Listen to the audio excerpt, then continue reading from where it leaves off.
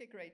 Well, thank you so much, everyone, for being here to attend our AI seminar here, or panel discussion. I'm Claudine Jurkowitz. I'm Director of Clinical Research in the Institute for Research I-REACH at ChristianaCare. And I'm really happy here to, I will be moderating the panel discussion. So first, I will frame the discussion of use of AI in healthcare. So what it means is that I'm going to present the results of several surveys on trust in AI and in medicine. These address questions that you may have already asked yourself. Then I will introduce our panelists, and we will ask this question: how do you use AI in your work?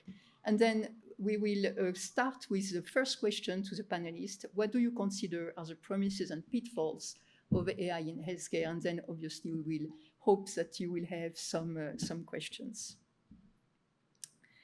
So in a survey of 203 adults conducted in March 2021, so around 5 years ago, people were asked, when an emergency room makes a triage decision, which patient should be treated first? Which system do you think should be used?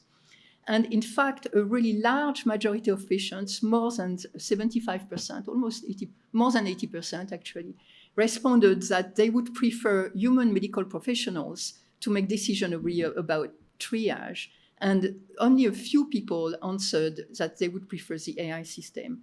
However, when the same person were asked, in your opinion, which system is more likely to make culturally biased decisions? Can you see? Yeah. Then a lot of people said that the people, the humans, were more likely to make culturally biased decisions, versus a few people said, obviously preferred AI. They said that only more than 25% said that the AI may make culturally biased decisions. In another very large survey of more than 11,000 adults, it was a representative sample of the study population, people were, and it was done 4 years ago, so still a long time ago, by the Pew Research Center. People were asked, how would you feel if your healthcare provider relied on AI to do things like diagnose disease and recommend treatments for your medical care? A large majority of people, more than 60% or 60%, said that they would be uncomfortable, very or somewhat uncomfortable, if their provider relied on AI to make these decisions. The numbers differ a little according to groups. So, for example, women were more likely to be more uncomfortable than men, 66% versus 54%. Interestingly, people who knew a lot about AI, among people who knew a lot about AI, 50% of them said that they would feel uncomfortable versus 70% of those who said they did not know anything about AI. And this is interesting. This was done 4 years ago. I'm sure that it would not be reproducible this year because I cannot imagine anyone not knowing anything about AI. So again, the majority of US adults would be uncomfortable if their healthcare provider relied on AI to diagnose disease and recommend treatments. So that was 4 years ago. And in another survey of 600 adults done 3 years ago, people were asked, how comfortable would you be if AI were used for example, to assist doctors in making a diagnosis? 50% answered that they would be comfortable. So it's kind of the same thing as a survey as we saw earlier, where 60% said they would feel uncomfortable. But 44%, so fewer people, said that they would feel comfortable if AI recommended medications and treatment plans. However, 57% said they would feel comfortable if AI helped to read and interpret medical imaging, such as X-rays and radiology images. But interestingly, 85% of people said that they would feel very comfortable if AI was scheduling patients' appointments and follow-up. So people would feel very comfortable or confident in AI doing administrative tasks versus working with their doctors. In another survey done also 3 years ago, 66% reported low trust in their healthcare system to use AI responsibly. And it's a little heartbreaking for us working for a healthcare system. As few as 20% expected that AI will improve their relationship with their doctors, and only 31% had high expectations of benefit from AI in healthcare. However, respondents reporting high trust in their providers were more likely to have higher expectations of benefit from AI. And that really emphasized the importance of trust in your providers, because consequently, it leads to a higher expectation of benefit from AI. So in summary, 66% of respondents report low trust in healthcare system to use AI responsibly. The majority are uncomfortable with AI diagnosing disease or recommending treatments, and higher comfort with administrative uses. So think about what we would be very interested to know what you think about all those. Also, regarding bias and decision-making, humans are preferred over algorithms for emergency triage decisions, and algorithms are perceived as less culturally biased than human professionals. And finally, only 31% believe AI will benefit patients, and 20% expect improved patient-provider relationship.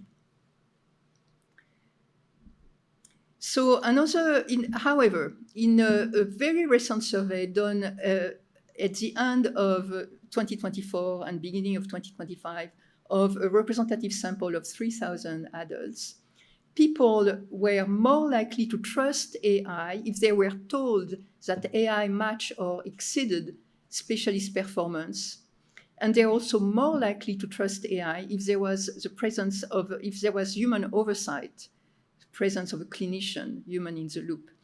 And also more likely to trust AI if they were told that FDA approved this specific algorithm, or if there was any type of national certification for the AI algorithm.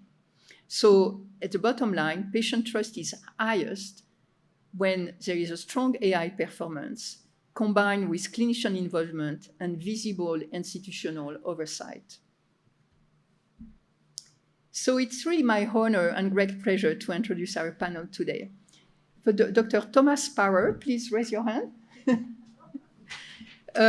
Is Associate Professor at University of Delaware in the Department of Philosophy. Dr. Ramat Beheshti is also Associate Professor at University of Delaware in the Computer Information Science Department. Dr. Uday Dwikat, is a Senior Data Scientist at ChristianaCare Health Services.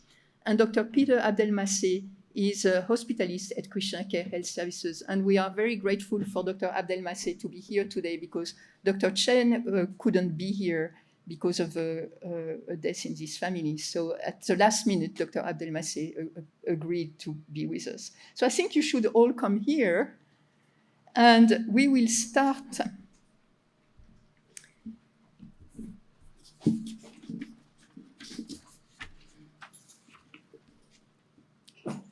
So if each of you could describe what you do and how you use AI in your work. So Ramat, do you want to start? Sure. Hello, everyone. Thanks for being here. So I mostly wear a technical hat, so a faculty in computer science. So I mean, as a daily thing, I do a lot of writing, so AI throughout the day. But I mean, my team, my students work a lot on the something called clinical decision support, developing, if you will, AI for assisting with clinical decision making, working with humans, with the physicians. So yeah, that's about me. Thank you. Hi, can you hear me? Yeah, thank you. Actually, my work at ChristianaCare is not research, it's deploying the AI models. So I'm responsible for developing, or part of my work, I would say, is responsible for developing and deploying the AI systems to help clinicians to make that support. So we are building those models to make the decision and make it day to day in our operations. In simple terms, I will just give you some examples to know what we are doing, just to fill the gap what Dr. Claudine mentioned with that survey. Have you heard with bed sores before? Yeah, we call it hospital acquired pressure injury. So we have built a model to predict who will have that bed sore before happening. Also, we have some complications with the surgeries called acute kidney injury. We call it post-op acute kidney injury. So that happens after the surgery. We are using AI to predict 7 days before the surgery who will have it. Then we are providing prevention actions for those patients. Also, we are developing the same idea for cancer readmission. We are predicting who will be readmitted 1 month before the readmission. Also, we are using AI to predict how many babies and deliveries we will have next month, next week. Based on that, we are develop our staff. And lastly, I will keep the time for my colleagues. We are using AI in something called natural language processing. We are dealing with patient feedback, comments. Each year we have more than 40,000 comments. So we are using AI to tell us where to focus. For example, cleanliness.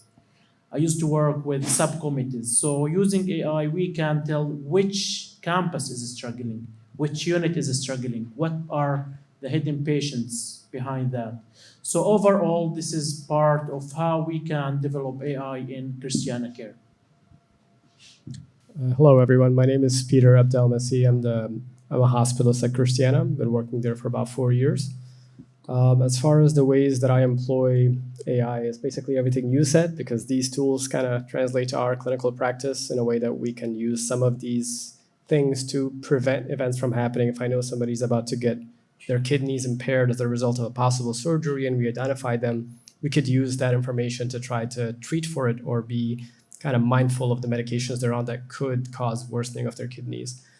AI has kind of made its way in a lot of aspects of my day-to-day care, starting even from when I initially became an attending 4 years ago to now. It's made its way to dictation tools so that they can kind of, you may or may not have seen outpatient visits with your primary care doc where they would have a phone out, ask you for consent to allow the phone to record, and it summarizes the entire encounter into a note. So it kind of helps save time for physicians that way. Another way that it's there is there's a lot of tools out there that I'm sure a lot of people, whether they're lay public or even healthcare related individuals use, such as OpenAI, Open Evidence.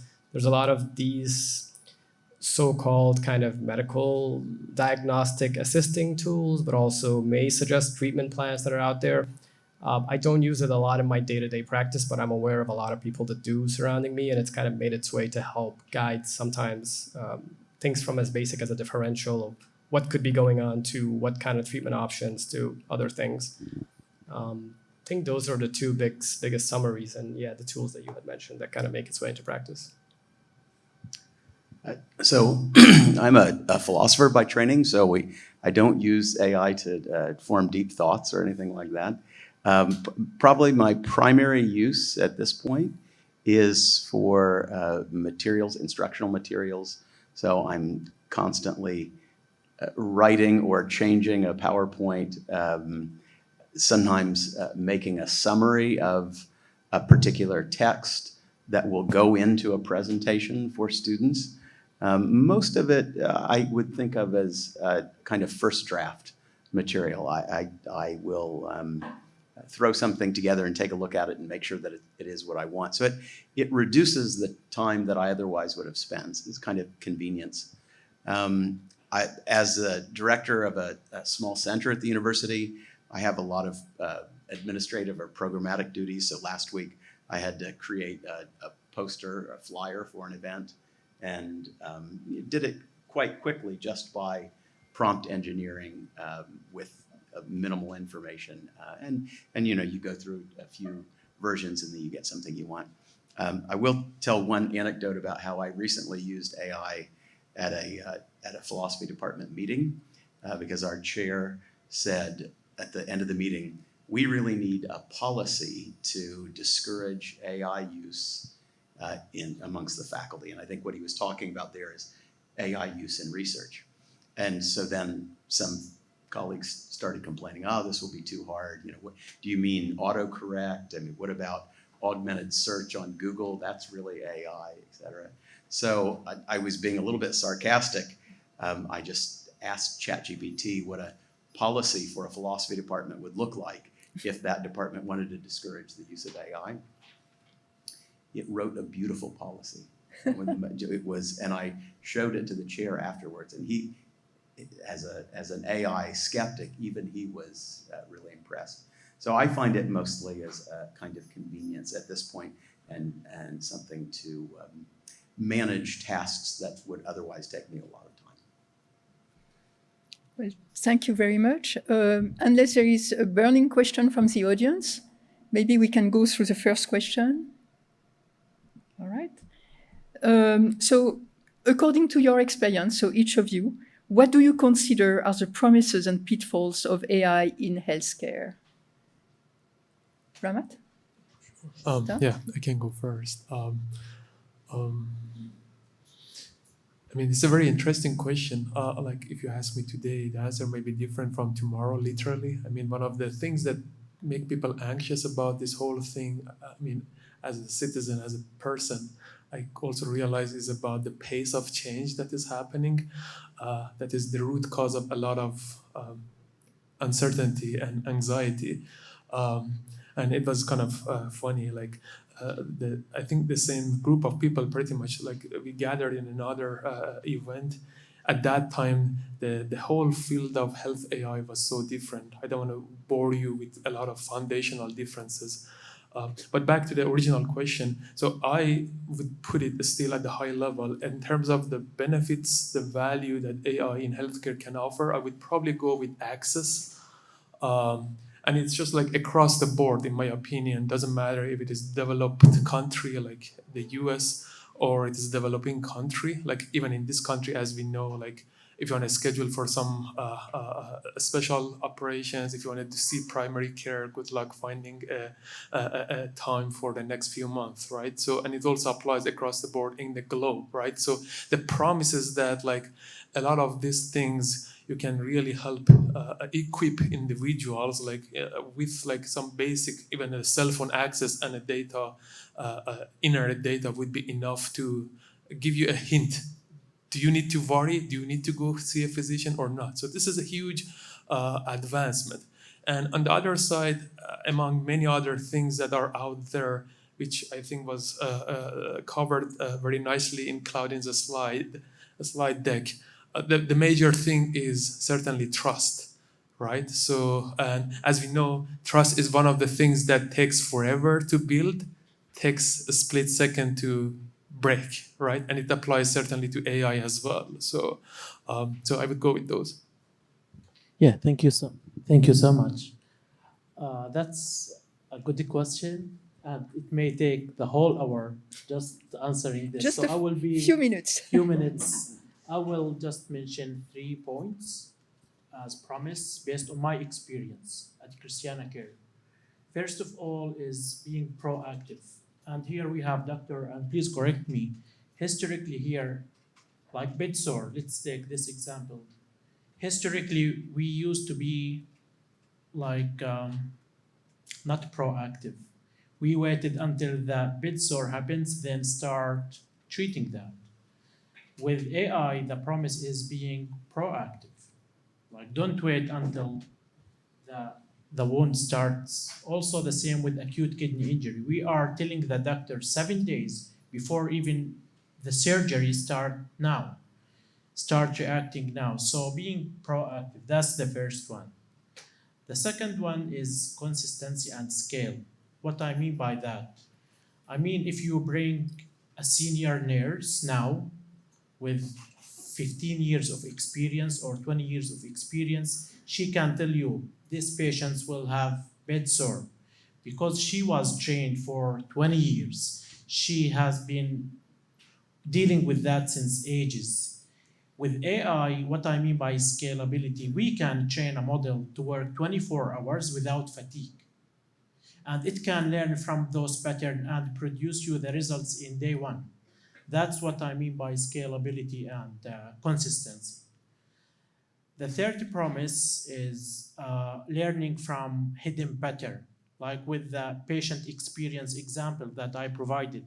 When we were given 40,000 hidden stories, hidden comments, AI can extract the hidden stories and give us actions. Same with the bed sore, like when we built that model, we used 98 risk factor. The question for the doctors, can any doctor or nurse analyze 98 risk factor per patient to give the decision? I will go very quickly for the pitfalls.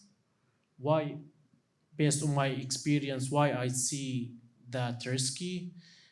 Most of AI models, I would say, don't work because of the deployment.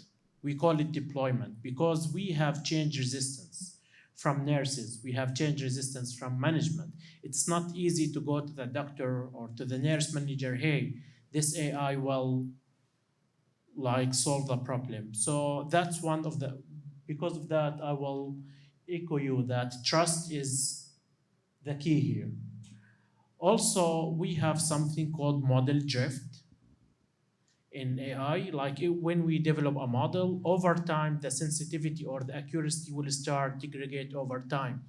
And COVID is an example. Like we have a model before COVID. When COVID hit, we retrained that model because the population shifted a little bit. That's another issue with the AI. I will stop here because of the time limitation, but I'm happy to continue discussing because I have many other pitfalls, but I will leave that for Q&A sessions. So yeah, I echo a lot of what you had said about, promises. My personal thing that if I would be optimistic about AI as a tool, I can see it as a diagnostic assisting tool, meaning that it can be a way that it can expand differential diagnosis as opposed to fixating on one or two. So that way you're left with more options if you don't find your diagnosis. I can see how a lot of people use it in that way currently. And on the flip side of it, you can see the possible pitfall there where it's very dependent on what you feed it, what information you provide it with. And you may just get used to just doing that instead of actually thinking for yourself and developing your own skills. So that in a way can be useful, but can also be potentially risky. One of the big things I think it can be very useful in is exactly things like this, which is patient safety related events. So there's a lot of things going on to one patient in a hospital at any given time. There's a lot of tools that we've already tried to build into the system so that it can pick up early on events, but these are not very smart tools at the current time. They're very kind of sepsis alerts and news alerts. These are ways that they try to pick up events before they happen by very crude measures, I would say, with what we have now. I suspect with AI integrated, this can be a much more refined tool, and it can be very useful in that way for patient safety. That's another way that I could see it being used. One of the possible pitfalls that I work with residents and med students and so forth, and they are witnessing this happening as we all are. My biggest fear with dealing with residents and med students that are coming into practice with this becoming normalized, having all these tools available online, is it will stunt their personal development and their growth because of over-reliance on these tools. I also don't think people recognize that utilizing these tools is not necessarily accurate. It's not validated for the uses that we use them in. It's not necessarily safe. We can't guarantee the outcomes based on what comes out of it. And if you're not a check and balance behind it as a clinical decision maker, you may end up relying on a tool that is erroneous and then deliver, less than optimal care to patients as a result. So I think that there's a big piece of this that people don't recognize when they use this tool because it sounds good. The information it provides seems to follow a logical pattern. It's only as good as what you feed it. It's also only as good as how you are good. If you're not as strong of a clinician, then you could easily be swayed in a certain way. It tends to agree with you, these medical decision-making tools, that it doesn't always have its own critical thinking. And you could easily see how if you ask a few repetitive questions, it'll change its answer to your questions in the way it is, at least in this current format. So it is very biased in the way. It's kind of biased with what you're feeding it and what you want it to be. Again, people don't always realize that when they use these tools. A lot of potential risks, but I can also see a lot of use when we know how to use it and where to use it. And then obviously people should be aware that every time you use these tools, you're feeding them information and kind of training them in that way. So I think that's just something for people to be aware. While yes, it provides accessibility, as you had mentioned earlier, my fear is the more information you provide it, you're training it in patterns that may not be actually shifting it in the right direction, even though it pulls from a lot of the information provided. Very kind of optimistic, but still guarded view on it is my take. Yeah, so I try to say something that hasn't been said already. I'm more interested in this question on the use of AI that's not a large language model. So Ramat and I have been doing some work on knowledge graphs over the last couple of years. You could consider just basic machine learning models that are trained on a particular data set. So one thing that I think is really hopeful is the integration of all kinds of different types of data that in the health sphere are dynamic but on different timescales. So think about how your gut microbiome changes based on the yogurt you ate, and the climate changes on a yearly or a 5-year scale, or the weather, or the introduction of malarial mosquitoes, or the guidance by the Food and Drug Administration on what you ought to eat or something like that. So if we have better ways of integrating these heterogeneous forms of data and trying to sort of come up with better diagnoses or even better understandings of how these factors interact, then it seems to me that we have a path forward for kind of more comprehensive understanding of health. The pitfall, and I think this is just to sort of sum up what many people have already indicated, I think the pitfall not only in healthcare but in many other fields is de-skilling. So reliance on a tool, and then over time, the forgetting how it used to be done. There was a famous engineer who wrote a book about that, forgetting how it used to be done. So that's a worry not just in healthcare, but also in computer science and in engineering and in automotive repair, and full stop. So it's a hard question to figure out how you come to benefit from these tools and eventually rely on them without at the same time making the experts less capable than they once had been. Sorry, Dr. Claudine. I like your point last October when you explained the hallucination. So you can mention that. Can you? The hallucination, when you said that, Yeah. it was trained on science fiction. Yeah, so I still remember your sentence. right, yeah, so that depending on what kind of model you're thinking of, I mean, you really need to know about the training data, and you could imagine a machine learning model that got a hold of a lot of really great science fiction books and made a response based on data that were interesting but not true. So in large language models, there are certainly ways to weed out that possibility, but we still have hallucinations, and even the leading experts, including Nobel Prize winner Jeffrey Hinton, is still astounded at the prevalence of hallucinations.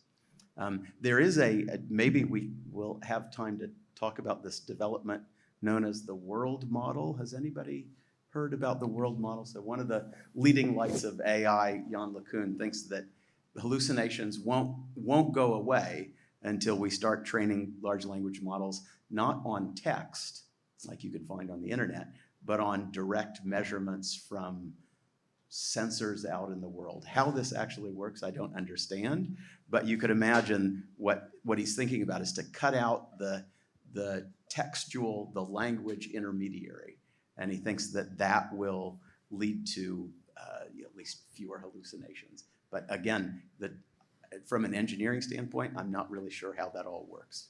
Can I just point of clarification? Sure. Can you define hallucination? Yeah, so I think the general understanding of it is a response from a large language model to a prompt that seems plausible, but it's made up. And so there's maybe no rhyme or reason that we could figure out why the model would make something up, but it's trained on a huge corpus of data on the internet. It is the result is not deterministic; it's probabilistic. So there's a little bit of loose play into what the outcome will actually be, and it's going to give you an answer. It's not going to return the response, "Gosh, I just don't know." Right? So you're going to get an answer, and sometimes it's going to be made up. That's a hallucination. So thank you so much, everyone here. So I'd like to know how many of you have used AI for health-related issues, for a question? For what? Health-related issues, for a question that you had, about your health, about an issue. Only 3, 4. Could you expand that to include also just Googling a health thing, since Google uses a lot of AI Yes, responses? yes. Then I would have to raise my hand. I think everyone has to raise their hand. Yeah. Is there a microphone for questions or no? We were good. I just want to make sure the report, because I know they said it's recorded. Why don't you just take mine? That's easier enough there. Then you can give it back. So so question for you about like the use of when you see it from patients, right? Because I know there was a trend a while back where people were saying like, oh, they Googled it and then they came in thinking they had like this wildly ridiculous health concern, and then you have to try and like talk them off the edge. Are you seeing some similar things with large language models where you're like, people are getting responses from like ChatGPT or Gemini, and then they come in to, ask questions of their provider, and it's like, this is completely nonsense. So I will say, based on my experience, I work mostly on the inpatient side. You're thinking about the WebMD equivalent, where people used to go on WebMD, feed a couple of things, and come with nightmare scenarios to your doc. I do not see this happen a lot in the inpatient side because they get a lot of real-time data that they probably don't have a lot of time to brew on and think a lot about. But the outpatient doctors that work in clinics, yes, they do experience that pretty consistently. I will say it is, with what we have as of now, probably a little bit more refined than the broad differential you used to get by saying chest pain or shortness of breath and just getting the nightmare scenarios. Now it tends to try to tune it down a little bit more to things that maybe it'll ask you a few questions back and forth to try to narrow down that scope. But it certainly puts us in positions where you see one abnormal lab on your blood work and you don't know what it means, and your doc tells you don't worry about it, it's not a big deal, it's just an abnormal number that we don't necessarily pursue workup for, but the AI model will give you 20, 30 different reasons to go down a rabbit hole, and so will your doctor in that case to entertain sometimes that possibility.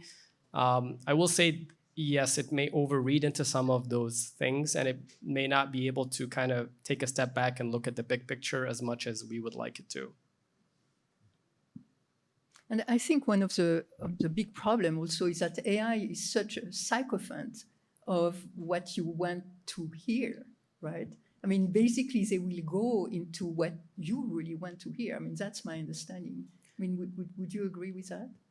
Yeah, so I would say, for example, if you go on, I have chest pain, could I have a heart attack? It will definitely give you the probabilities of that being the case and try to give you the possibilities, and it won't rule it out. If you say, I have chest pain, it hurts when I press on my chest, when I take a deep breath in, when I'm sitting, it doesn't hurt, when I'm moving, it hurts, it'll try to narrow it down possibly to that. Most people that use these tools won't necessarily know what to ask, so what to feed.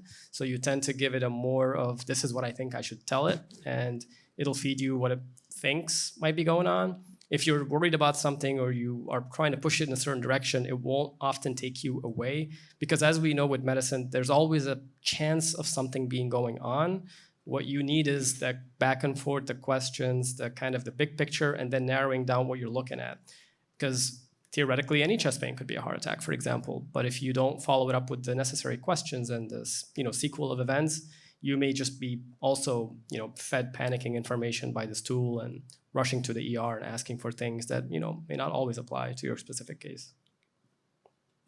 Has anyone done a study on the decrease in anxiety from getting an answer from an AI model versus not having an answer, right? Having no recourse, right? So that it'd be a complicated study to run, but especially with anxiety, you know, you think that some news, as long as it's not, oh, you have 15 minutes left to live, right? If some news is better than no news in reducing anxiety.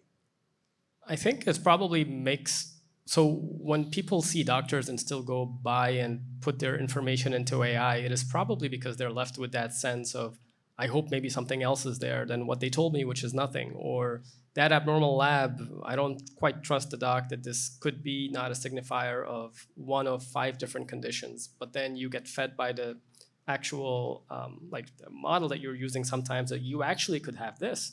And then you may start building on that and saying, oh, actually, yes, I feel that I might have this. And then you go to the doc and kind of feeds that. It gives you exactly what you want to hear. It will feed into your fears. It will feed into your optimism. It will feed what if you say, oh, I have chest pain, could it be okay? And they'll be like, yeah, most chest pains can probably be musculoskeletal and et cetera, unless you don't have these symptoms. Or it'll say, could I have a heart attack? Could I be dying? Do I need to go to the ER? And then it'll give you, oh, maybe you have 1, 2, 3 symptoms. Maybe consider going to the ER. It doesn't have that still human factor of being able to go through your symptoms as well. I'm sure this changes dynamically day to day, and probably in a few months they may be better at the way they interpret and help guide you through those symptoms in a better way.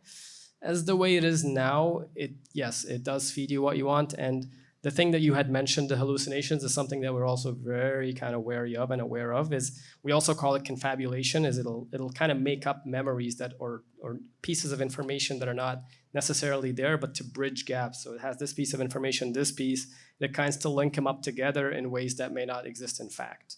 And of course, when this comes to, people's health and decisions made when it comes to that, it can be, as you would imagine, scary. So, sure.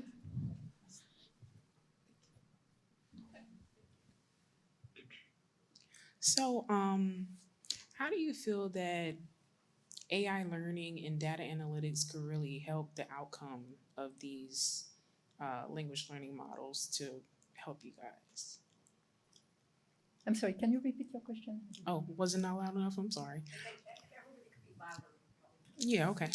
How do you feel data analytics and AI learning could help kind of fine tune these language learning models to assist you guys in what you do? Ramat, do you want to? So this is as the models and the methods concern, or the individuals, users that are using them? Like you're talking about the product, right? Like improving the product. Is that your question?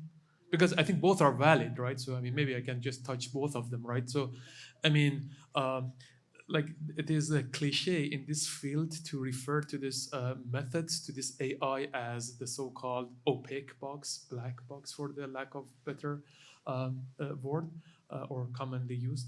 The thing is that because this is so nonlinear and so complex, there is no like easy way to tweak something and fix it, right? So you fix something, the other things goes bad. So, I mean, if I wanted to just touch this issue of hallucination, I mean, I cannot emphasize enough how foundational and difficult this issue is. Like, for example, like literally last week, there was the release of ChatGPT 5.5. Groundbreaking performance on many scales, but still the hallucination is a very big issue. So, and it's just very hard to get your head around how to fix it. The problem, root cause of it is that like these models are trained on ocean of the data, internet, and they're basically the so-called next token predictors, right? So like they see a sequence oftentimes in terms of the text that you give them, your question, and they just fill out the rest, right? So you don't know whether that sequence may come from their prior data that they have seen. So put it into more context, I think it was mentioned, like the hallucination is like in terms of healthcare, like you present to it a patient case, like, I mean, sometimes it calls like a patient scenario vignette. A patient comes, male, 35 years old, with these symptoms, with this background, what's the diagnosis, right? And the AI provides you with diagnosis And then when you ask it, how did you come, like give me your reason, it gives you 10 reasons, and you go back to the original description, you see that like 2 of them are missing. This is the issue of hallucination, right? So like it is very subtle, very hard to find, even for experts, right? So this is the root of the problem.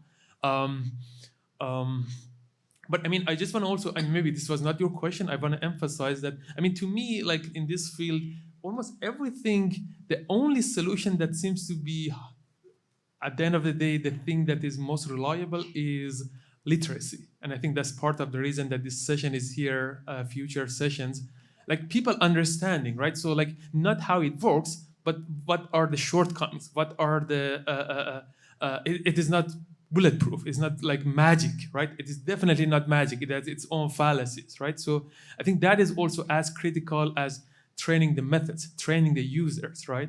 I stop with that. Yeah, thank you. I will try to simplify things. This was my PhD dissertation, your question. But I will try to simplify things, and I think the older generation like me will digest what I'm saying. Do you remember before satellite there was antenna, and you need to adjust it like in this direction until you get 100% accurate? Do you still remember that? It's same with AI. So it's called hyperparameter optimization. Think about the algorithm same as the antenna. You need to adjust those parameters in order to get the optimal answer. Adjustment of that, it's another science, you know. Some people use hyperparameter optimization, they use optimization, they use meta heuristic, they use experimentation, they use random trial and error. So by adjusting those parameters, you will get the better answer. So there is no rule of thumb like if you run this algorithm, you will get this answer. You have to try. You have to fine-tune those parameters to get the best answer. This is for machine learning. It's another story for LLM, but for what we are training in machine learning, we are trying to optimize those parameters. That's, I try to simplify things and avoid the scientific terms. Is it understandable? Yeah, both of you guys' descriptions together works. Yeah. Good question, though. Thank you. Okay.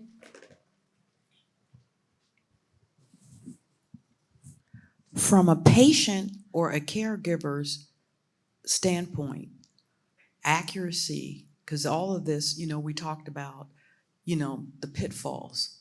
So for the sake of accuracy, do you think it's best to now going to get second and third opinions using physicians that do use AI and physicians that do not use AI?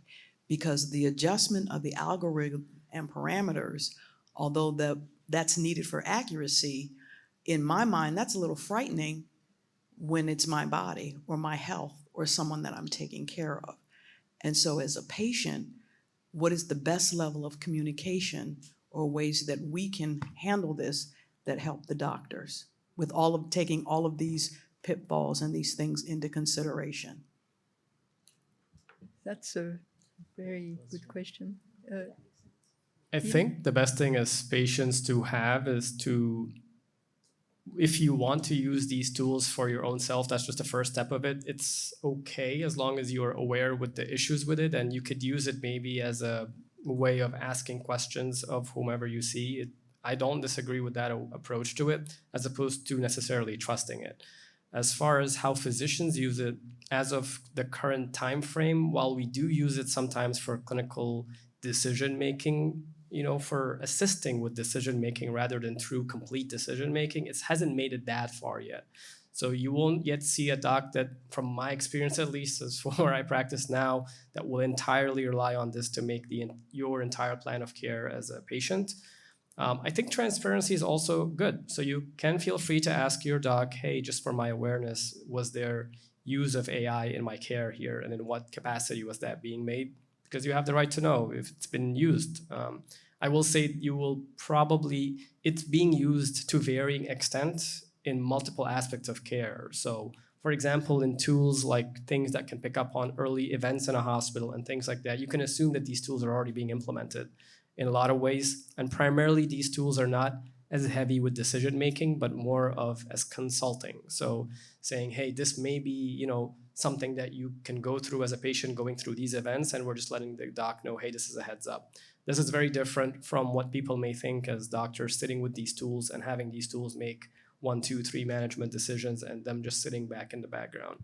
I don't think we're there yet. I don't think a lot of people, myself included, will maybe ever be comfortable being at that level of reliance on these tools. That being said, yes, feel free to ask questions to your docs as the years go on, because I'm sure it'll evolve in day-to-day care. So I actually wanted to pick up on the transparency issue, because there's a kind of deeper level of transparency that as we all become a little more aware of AI, we might then feel empowered to ask. And that's not simply, was AI involved in my diagnosis, or how did you use AI?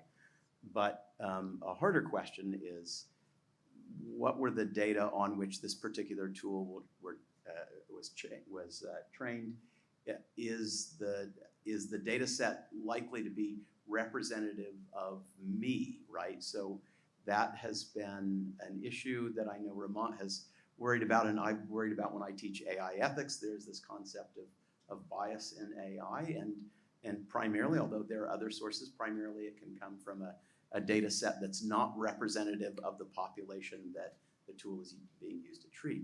So it's a much harder question to ask for transparency all the way down, but these are just early days. So as we become more and more comfortable with notions of training data and testing data and validation, then maybe at least some of us will feel empowered to ask those questions. And it seems to me that clinicians ought to answer them as best they can. I completely agree with that.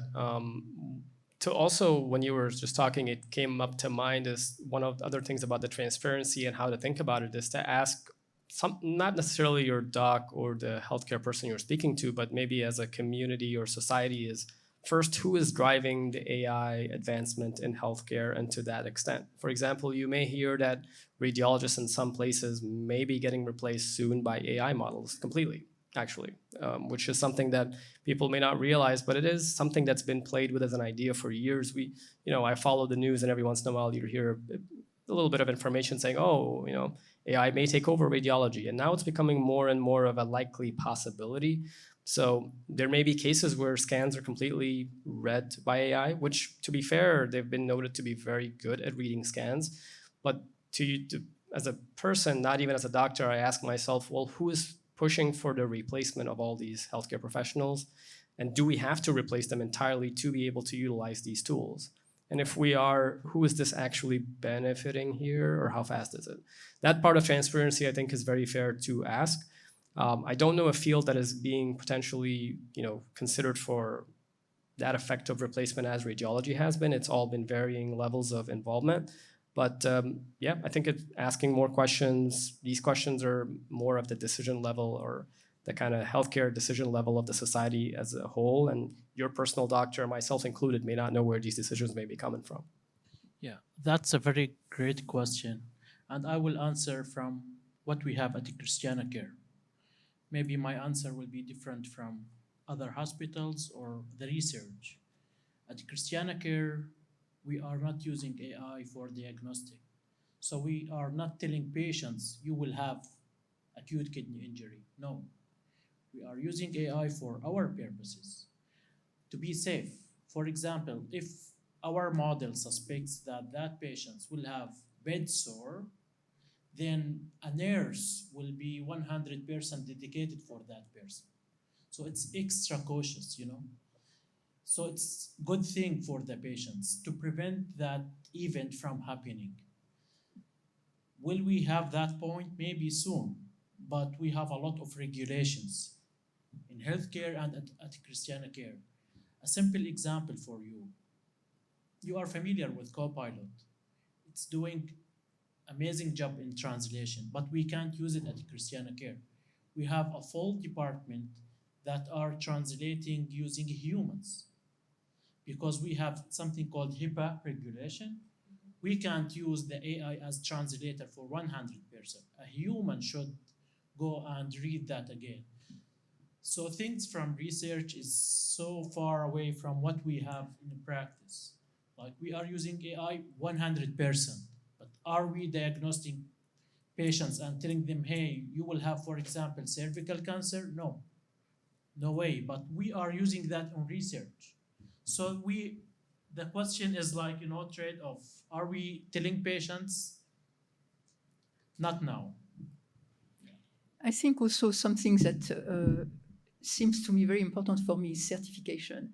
And it relates also to the issue of transparency and what you were saying about, how were the model trained and which population were the models trained on. I think that ideally we should have large models, AI, certified by the FDA or by something at a higher level to make sure that the models are trained on the correct population, a representative sample of the population, so that it represents all of us. And I'm not sure we are yet there, that we are there yet, about FDA certification, or I don't know. Do you know Not about yet. this? Not yet. Now, But- Dr. Claudine, if you need to move a model to another population, you need to retrain it. Yeah. For example, the HAPI model, the BIDSOR, we train it for ChristianaCare. I got a question from CHOP Hospital at Philadelphia. Can we use your model at our cohort? I met with them for their data scientists for more than 2 hours. The answer is no, because our cohort is 18 plus. Their cohort is between 1 to 6. The total population is shifting. In Delaware, the percentage in race, ethnicity is different from Texas. It's different from New Mexico.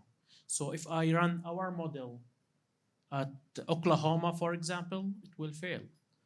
Still, that's evolving. I'm not sure if there is research about the certification, but from practical, we need to retrain the model based on that population. So with that being said, and this is going to be put on YouTube for the whole state, is that true? The models that you're testing here in Christiana, would that work for downstate, right?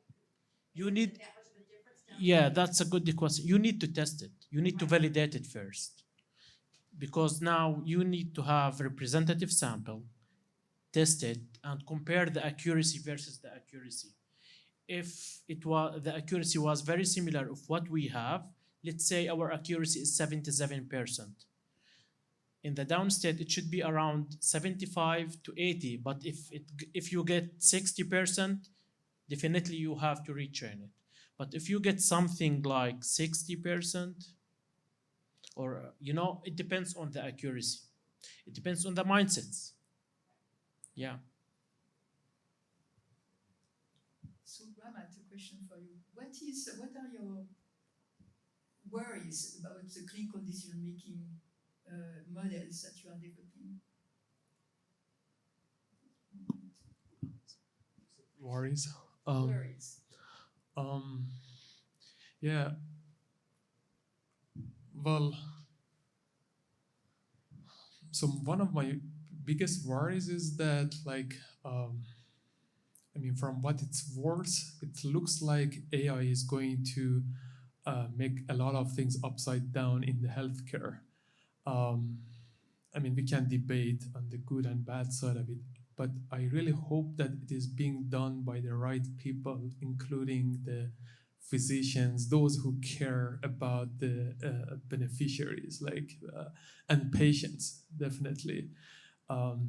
Needless to say, there are also a lot of other players. I'm not questioning their intention, but if it is only left to other entities, bigger players, bigger tech companies pushing forward, and we just stay outside of this whole discussion, things can go south, right? And we have to recognize there is a lot of potential, and whether you and I like it, there is a lot of demand, right? So, if I can, as discussed in a few seconds, offer my radiology image and some background to ChatGPT and have a quick response. Why not? Right? So, and it is much better if it is just coming from my own provider with kind of linking to them hand in hand with them, instead of like totally coming from a different source. I think that is just like one of my worries. I mentioned in other setting, like we have to recognize in some other communities, fields, say transportation, the whole thing doesn't look like something a decade ago at all. Think about like ordering a taxi versus ride sharing right now. So you have to recognize that the change is coming and then to address it in a responsible way. That's just one of the things. I'm pretty loud, so if AI was a medical device, the FDA would say a lot about validating that device. You don't get devices, an artificial heart or something like that, to market very easily. And maybe AI would benefit from that sort of oversight and validation. Yeah, I mean, just quick question, answer. It does exist. I mean, maybe it's just like right now even bigger part of the FDA than the traditional hardware type of medical devices. I think it is called AI as a software. But it's just very challenging because of the many things you heard. It's not only population shift, like north to south Delaware, but also time shift, today, tomorrow. I tell you, this device is reliable today. Would it be the same tomorrow? There's a lot of kind of interesting questions. You need to have a continuous oversight of this. Just kind of short answer. Yeah, so one thing that's, of course, in drug development been well known for quite some time is it's incredibly expensive, and a lot of companies, especially new companies that start out with a promising drug, never get it to trial because they run out of money or whatever. So AI is developed on a, has been developed so far on a somewhat different intellectual property model, because a lot of these models are open source, but you can be sure that there's some interest in locking down that intellectual property somewhere or somehow. And I don't at this point know what that will look like, but perhaps it will be individual subscriptions to hospitals or individual subscriptions to insurance companies. And that would worry me as well, because then you start to see the appearance of monopolies or oligopolies, or at least certain companies trying to corner market share.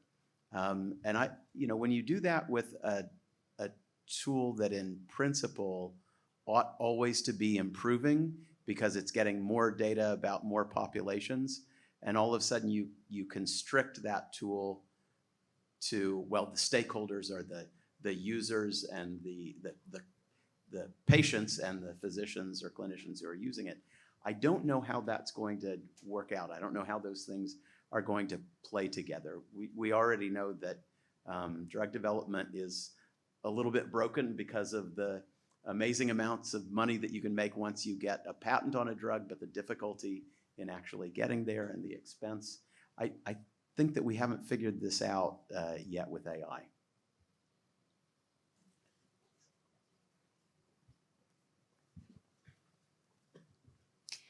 I'm just wondering if you have had any experience with health insurance companies and them using AI against you, and what either the physician or the hospital is trying to advocate for their patient, and then the insurance company is using AI against you. Can you speak on that at all? Yeah, I can speak. This is in AI, and please correct me here. It's called bias. Sometimes their model is built based on specific population. So sometimes you are saying you are rejected. You know why? Maybe you are living on some specific zip codes. So their model assumes that you came from high-risk zip codes. It happens. And that's one of the most pitfall of AI, like the bias. We are using AI model. We are specifying some zip codes or some race, but we are using it very carefully For example, we connected some zip codes with the race and telling doctors, hey, for example, if a patient came from those zip codes and had this race, then it's high, more risk to develop, AKI, acute kidney injury, which is true. Ask any doctor. You can't compare a person who came from Greenville, same health conditions, with a person who grew up in the middle town and not in the downtown. You know what I mean? That's the interpretation of AI, but I totally agree with you because of the bias. So insurance company, it's recorded. I don't need to be quoted here. So sometimes they are, it's called false positive. So you may be affected, but actually you are not, because they are using the same model for the whole population. Like I will give you a real example here in Delaware, 19805. You know where is Walmart at Wilmington?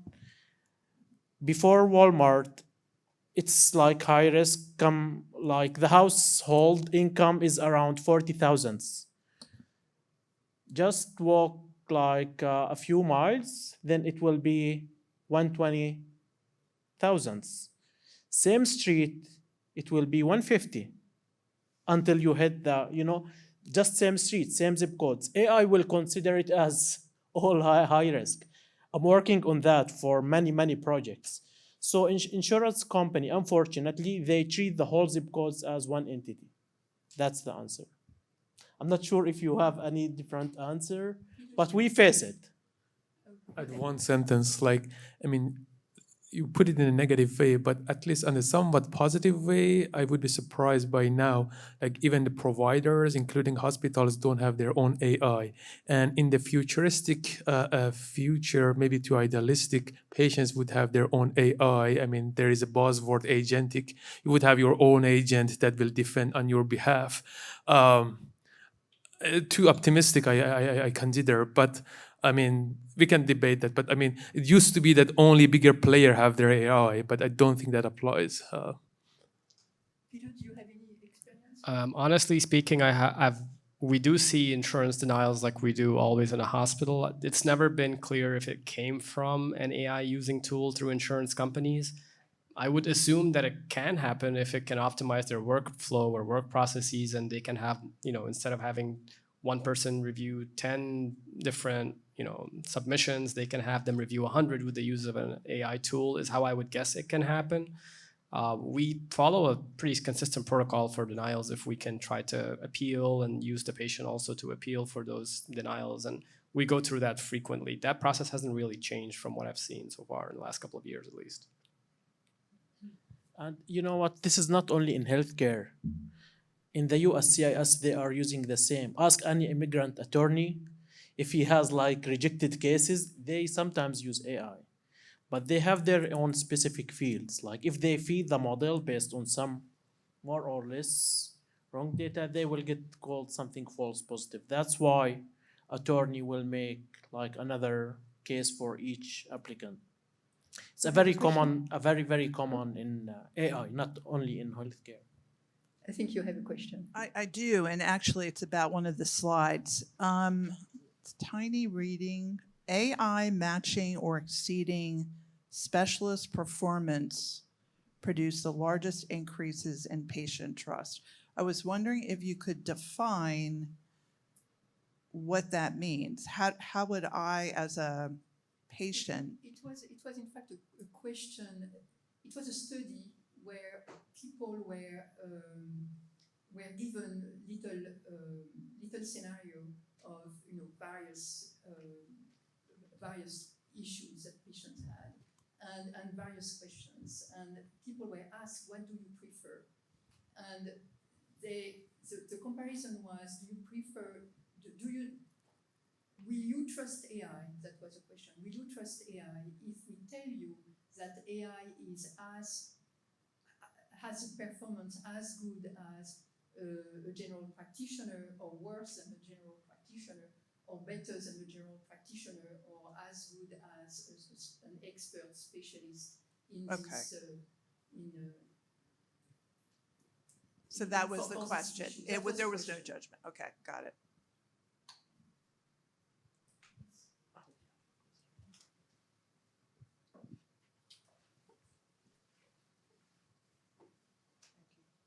So my question really is about these models that you guys are talking about, because I find it very curious that if I know that models are going to be based on the obvious, race, sex, um, age, maybe education, zip code. What number, where is that deviation where you say, no, we can't use this? Because people are so different, even within zip codes. There's your, I don't know, genetics, for example. Good question. That's a good question. Very, very good question. When we use social economical like gender, race, ethnicity, those are very minor. I mean, with the BITSOR model, we use 98 risk factors. Most of them are related to medical, came from the like hemoglobin, temperature, moisture, all of them were genetic. A few of them were social economical. So we look at the system as ecosystem, not only for, like where you came from. No, we connected that with the whole diagnostic. So we look at the big picture. So you're going more granular, not necessarily just this big umbrella, like we talked about social economic. Yeah, but then those you're are- looking at the data for the individual patients. I'm curious. No, when we are building the model, we are not looking for individual. For example, we pull data, for example, for 200,000 patients. Yeah, but you are going granular. I mean, you really look at very specific data. Yes. Very discrete. Individual, specific yeah. data. And you look So at you that. have the information. You do already have the information. Now it's just kind of like understand, like you got a whole soup. So Yep. you're looking at the ingredients to see, okay, this is a lot of pepper in here or something. So therefore, it's going to be like this. So we're going to make it that 60%. You're going to cut it off at 60%, for example. Anything over 60, we're not using or under. I'm just trying to understand how you guys come up with this. I think I'll try to rephrase your question. I think what you're thinking is different from what he's offering. What he's saying he offers is they use this data for recognition. So they identify a potential problem that may happen to this particular individual based on the granular data of that particular individual pulled from their medical chart, and then putting it in the hands of whoever's taking care of that patient to say, we want to let you know this and maybe provide more nursing support, more nursing availability. The tool does not in and of itself reduce or change anything with the patient care directly. It just provides more resources accessible. Does that seem like it answers what you're thinking, or no? No, maybe I'm just wondering, because you said I understood the CHOPS situation. Here you're talking about people over 18, and CHOPS, you're talking about children. So obviously that model is not going to work. But I just don't see how 19803 model cannot work for 19805. Why would we say, no, this model's not going to work for that? It's not like this. I would say we test the whole population. Like in Delaware, we use the whole Delaware. Sometimes we have cases, patients came from Florida.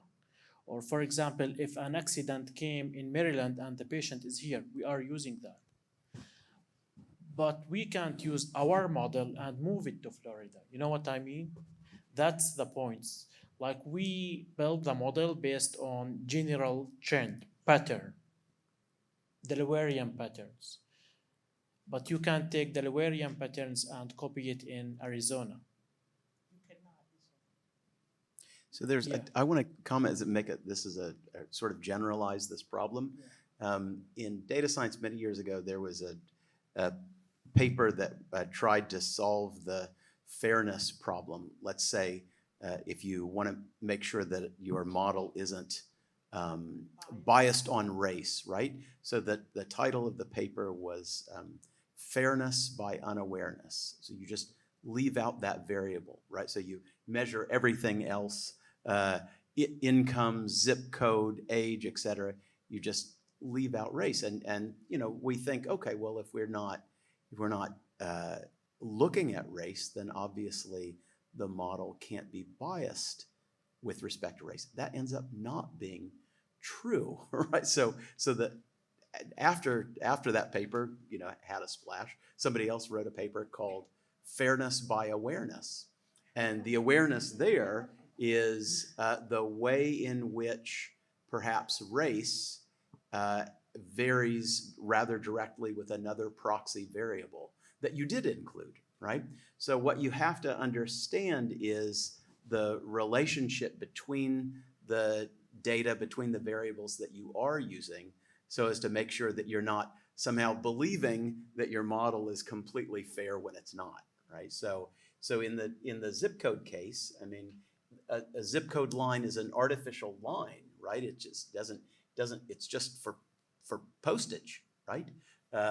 But in fact, there might be changes over that population, people who live in that area, that are much smoother than the stark line of zip code, it ends at this road or something like that. But your question, your puzzle is a more general puzzle about data science and how to avoid, goofing up by ignoring things that you measure. Yeah. Does it answer your question?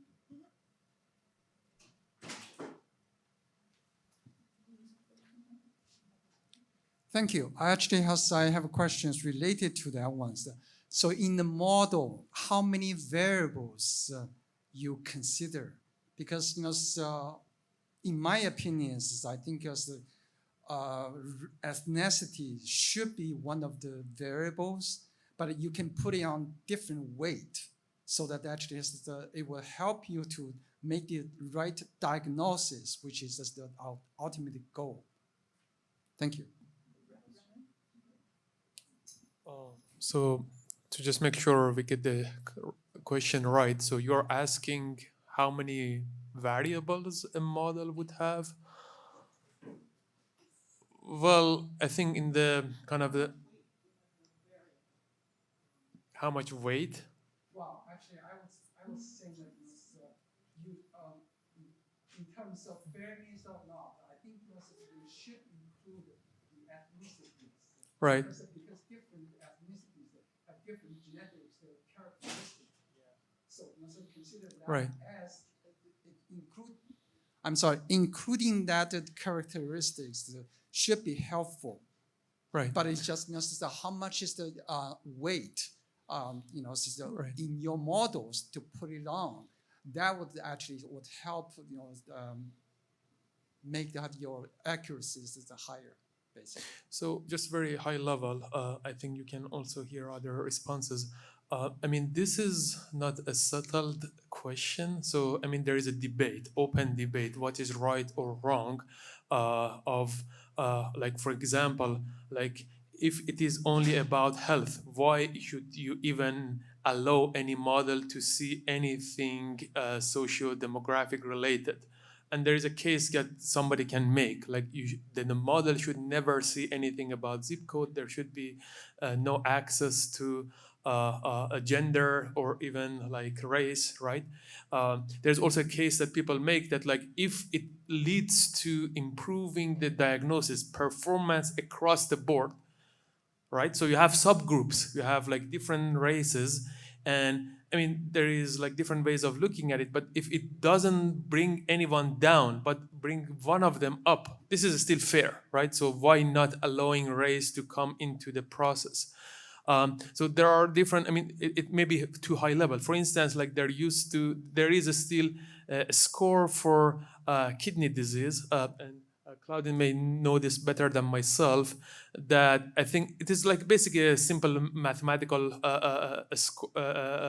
score. You put the variable values, and it gives you a number. It determines the risk. Historically, it included race. And some people try to argue that like why you should need that, and like this is just like discriminative stuff like that. And people kind of push back, no, it improves the performance, there are some biological reasons, right? So I don't think this is settled. This is open question. So like there are some cases that are clear. For example, when you're talking about skin cancer risk, there is a very biological clear relationship between their race. If the person is Caucasian, they are going to have a higher risk. So like there are some very direct relationships. So it doesn't make too much sense to leave out that information if you want to create a predictive model, right? So I just want to address some of the complexities that exist across the board.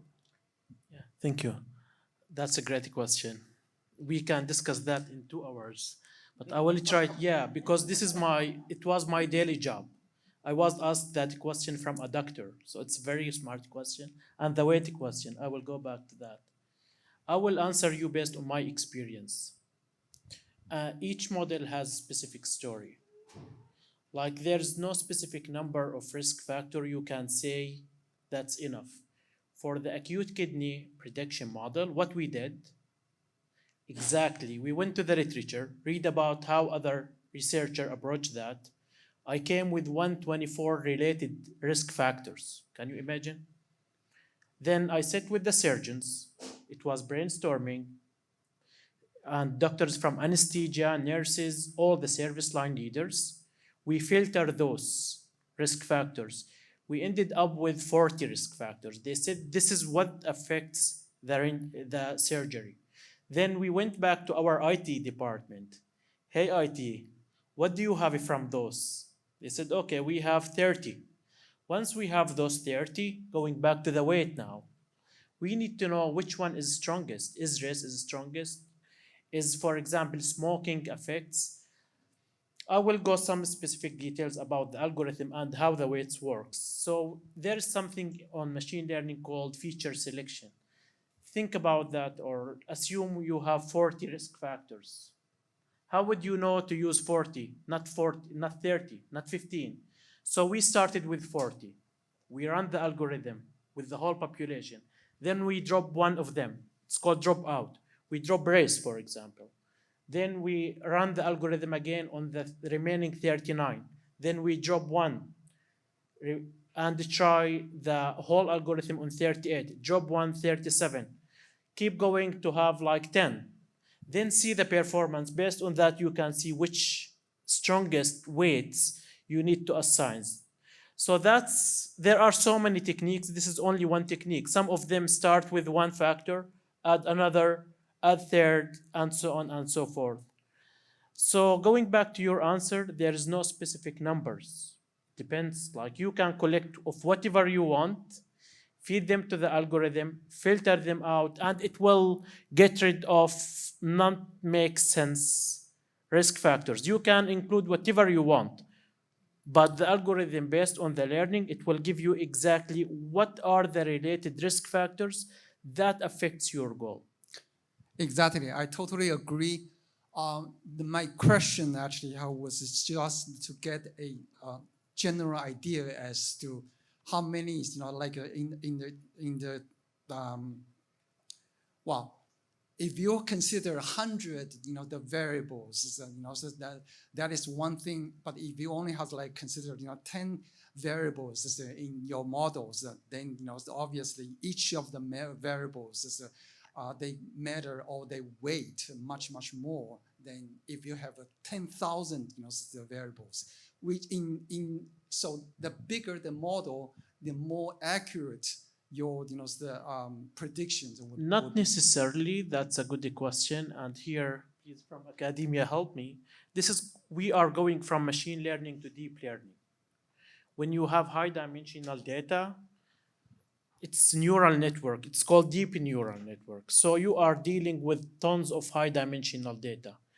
Not necessarily the higher dimension is more accurate. It depends. Sometimes, and there is a term in machine learning called overfitting. If you have higher dimension, your model might work, but if you tested the new data, then you will get wrong answer. That's called overfitting. One of the potential reasons for overfitting is high dimensional data. And please correct me here. My knowledge back from my PhD in 2019, So yeah, not necessarily if you have higher dimension. Sometimes we have model for predicting hip fracture or the length of stay of hip fracture, 7 risk factors. Can you imagine that? 7. Other model with the bed sore, we use 63.